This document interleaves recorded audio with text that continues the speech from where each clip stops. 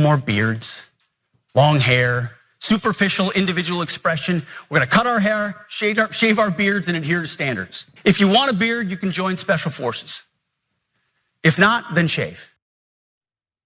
So that, of course, is a reminder of Pete Hegseth, who has this bizarre obsession with the physical appearance of the male soldiers. He apparently has very strict mental requirements for what he can bear to look at, or else he just loses the entire erection. And for some reason, facial hair is out for him.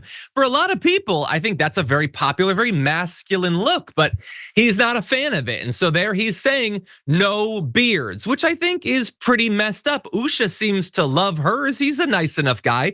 And also JD has decided, I think quite wisely, to cover as much of his face as possible. But there you have Pete Hegseth just insulting the guy in his fashion choices.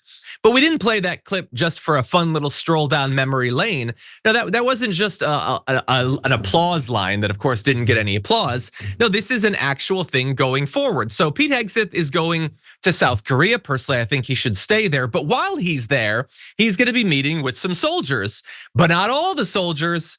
If you're a soldier, perhaps, who has been defending your nation for years, maybe decades, and you have facial hair, get the hell out of his shot. He's not interested in seeing you. And so you can take a look here at the actual email that was provided to the 51st Fighter Wing at Osan Air Base in South Korea. And it says, not only will they not be there, but members with shaving waivers are not authorized to attend. So to be very clear, these are people who have a very specific reason. Generally, it's either sort of like a physical thing, a thing where shaving causes you physical, difficulties, irritation, that sort of thing, or religious reasons. They're specifically saying, I don't care. In fact, specifically because you went for that waiver, you're not gonna be here. And so this is, of course, not just in effect discrimination, it is motivated by a desire to discriminate against those two groups. You have things like perhaps Sikhs, who might have some sort of shaving waiver. No, screw you. Doesn't matter if you're serving America. It doesn't matter if you're joining the military, which of course Donald Trump refused to do. You don't get to be a part of this. We're gonna hide you. We don't wanna see you.